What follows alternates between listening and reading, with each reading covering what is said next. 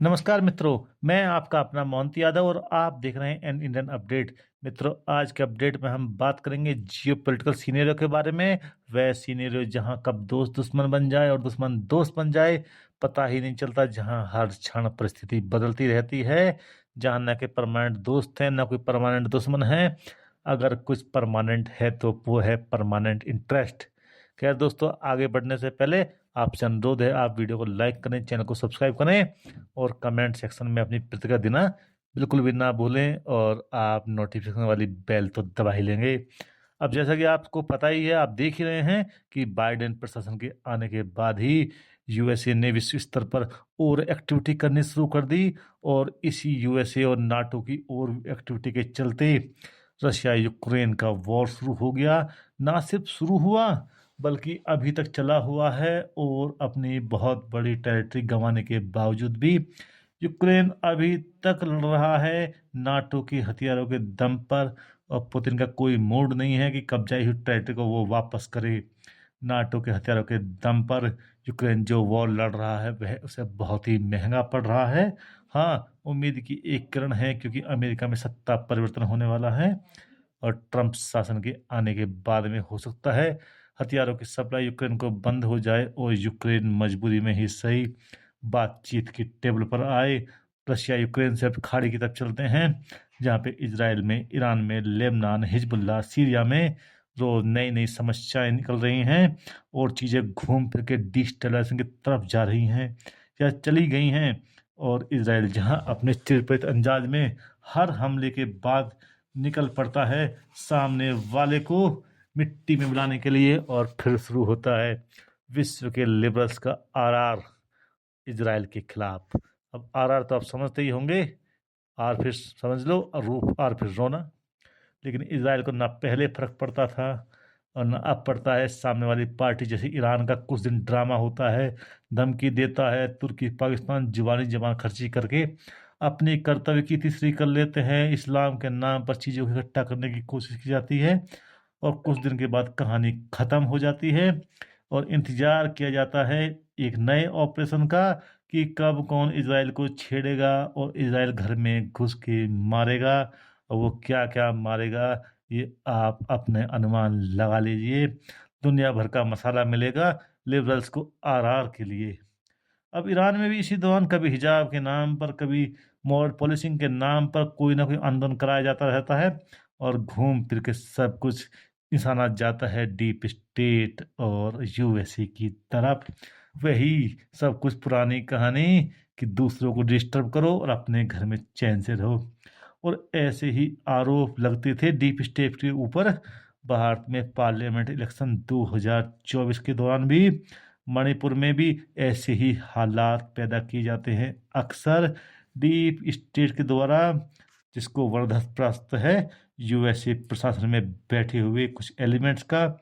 ऐसे एलिमेंट्स जिन्होंने 2020 में ट्रंप को हरवाने में पूरी ताकत लगा दी थी और 2024 में भारत में भी पार्लियामेंट इलेक्शन में यह सब दोहराने की कोशिश की गई थी।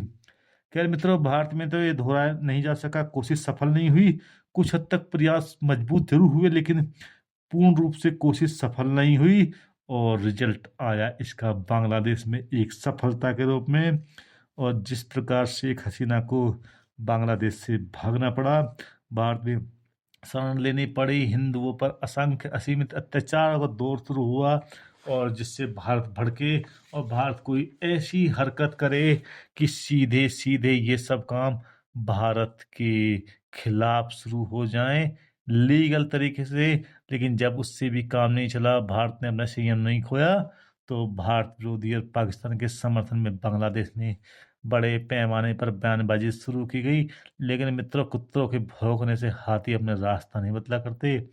और वही भूल गया वह एहसान फरामोश बांग्लादेश कि बेशक कुछ दिन काम चल जाएगा, कुछ दिन लोगों के पंप से तू जी लेगा, लेकिन दाल रोटी तो चाहिए ना जीने के लिए।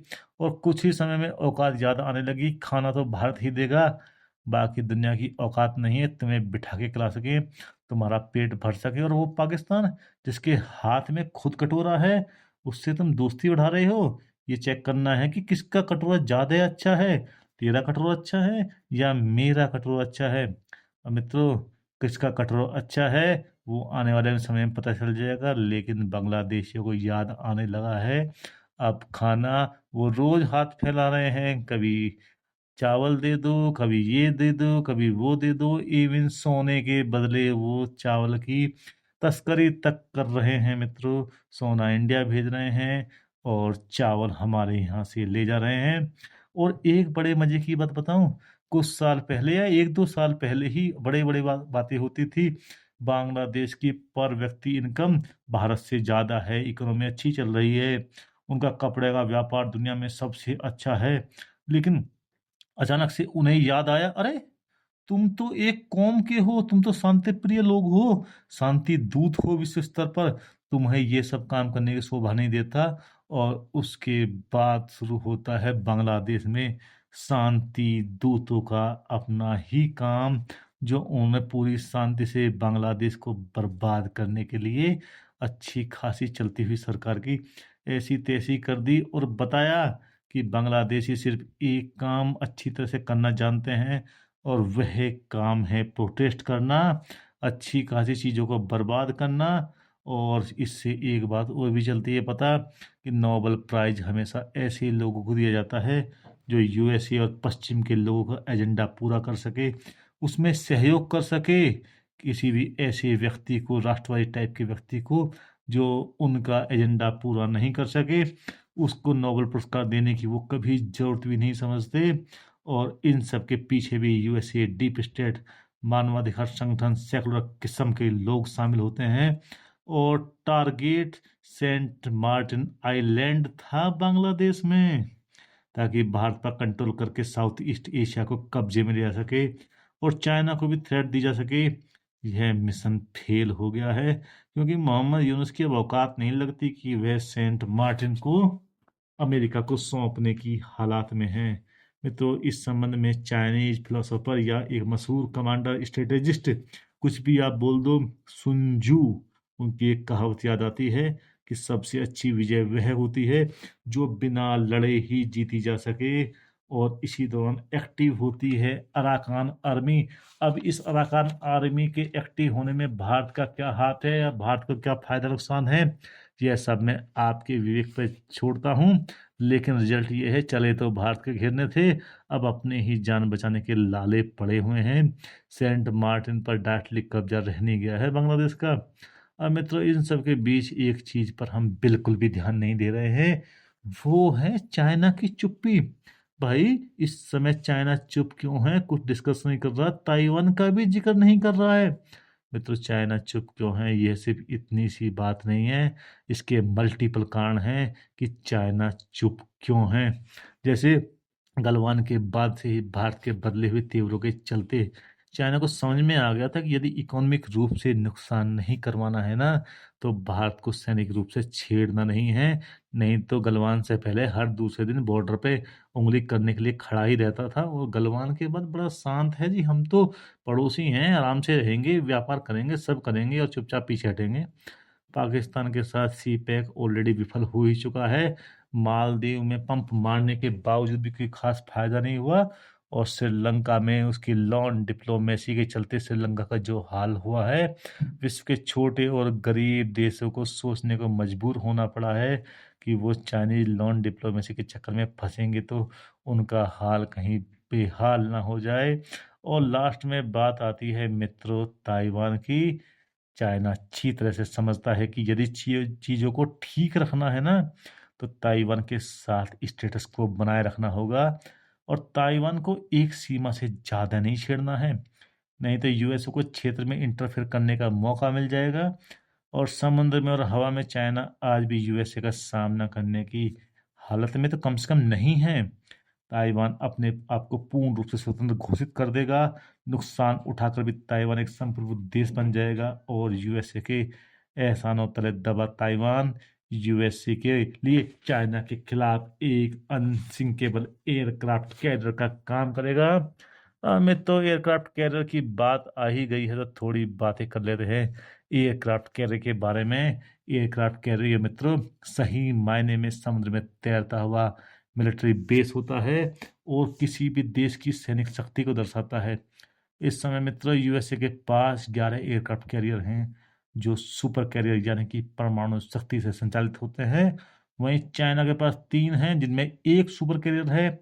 भारत के पास आईएनएस विक्रांत, आईएनएस विक्रमादित्य नाम के 2, भारत के अलावा इटली, जापान, यूके के पास 2-2 एयरक्राफ्ट कैरियर हैं। वहीं फ्रांस और रशिया के पास एक एक एयरक्राफ्ट कैरियर है। मित्रों लेकिन किसी भी बड़े देश का किसी द्वीपीय देश में प्रभाव जिसके पास दूसरी विश्व शक्ति हो वह महाशक्ति के लिए एयरक्राफ्ट कैरियर का काम कर सकती है। इसलिए ऐसे द्वीपीय देश को ही अनसिंकेबल एयरक्राफ्ट कैरियर कहा जाता है और ताइवान यूएसए के केस में वही है यानी कि अनसिंकेबल एयरक्राफ्ट कैरियर। नहीं तो जितना बिजनेस चाइना को ताइवान से मिल सकता है ना वह आज भी मिल रहा है और ताइवान आज भी कोई पूर्ण देश नहीं है। उसे सैनिक रूप से मेनलैंड में मिलाना बहुत ही महंगा और जोखिम भरा होगा। फिर भी चाइना क्यों कोशिश करता रहता है उसको मेनलैंड में मिलाने की? इसका मित्रों कारण यूएसए के लिए ताइवान का एक अनसिंकेबल एयरक्राफ्ट कैरियर के रूप में यूज करने की पूरी संभावना होना है और इस मुद्दे को जिंदा रखना है ताकि यूएसए को भी इस क्षेत्र में एक सीमा से ज़्यादा हस्तक्षेप करने से रोका जा सके। मित्रों बहुत सारी बातें हैं बताने के लिए जियोपॉलिटिक्स में, लेकिन वीडियो कुछ ज़्यादा ही लंबा हो रहा है, इसको और ज़्यादा लंबा नहीं करेंगे। और आपसे पहले अनुरोध कर चुका हूँ कि आप वीडियो को लाइक कीजिए, चैनल को सब्सक्राइब कीजिए और कमेंट सेक्शन में अपनी प्रतिक्रिया जरूर दीजिए। इसी के साथ मैं इस वीडियो को यहीं समाप्त करता हूँ मित्रों। नमस्कार मित्रों।